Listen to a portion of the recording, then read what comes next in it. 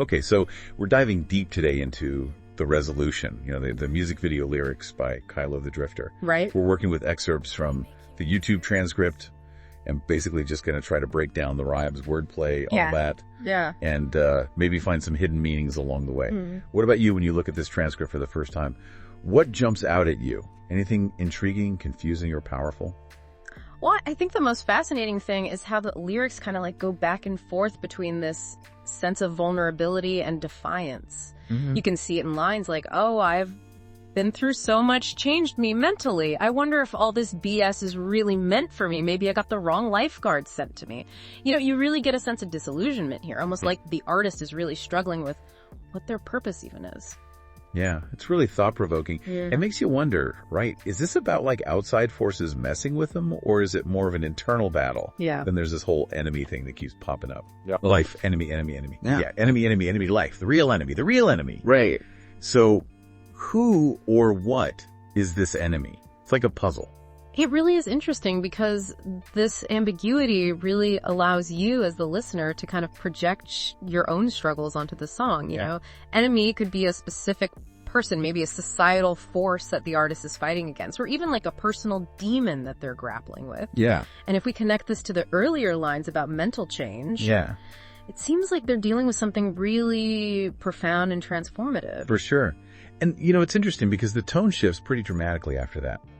We get lines like, I am the man, never settle for L. I aim, we point in this game, something I claim. It's like all of a sudden, it's about confidence and power. Yeah. Like a complete 180. Exactly. Yeah. This shift to this more assertive tone really suggests a turning point in the song. It's like the artist has confronted these struggles and they're emerging stronger, claiming their space and their voice. Yeah. And then there's this whole brain repetition. My brain. Brain in your brain, in your brain. Yeah, man. I'm in your brain. I mean, it's pretty striking imagery. It is. What do you think the artist is trying to get across here? Well, CHYLO the Drifter often explores themes of isolation in his work. Right.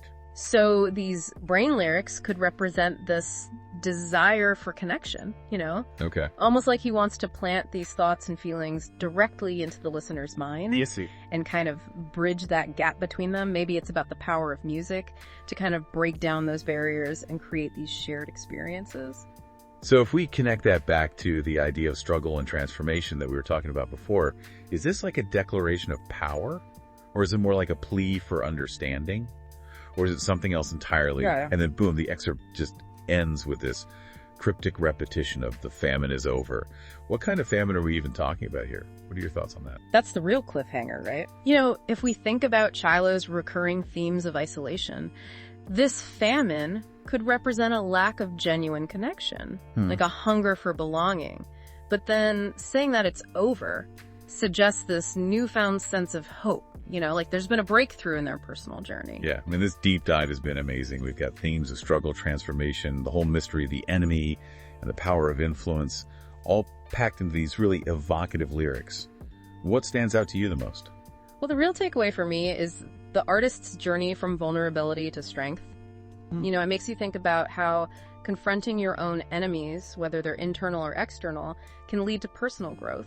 And, a new sense of purpose. Yeah. It really makes you wonder, if you were directing this music video for The Resolution, how would you visually represent this whole journey? What kind of imagery would you use to capture those really complex emotions that we've been talking about? Right. And then how would you leave the viewer feeling at the end, especially with that powerful final line? That's something to really consider. That's a great note to end on. Food for thought. Thanks for joining me. Absolutely. It's been a pleasure. I'll catch you next time. Sounds good.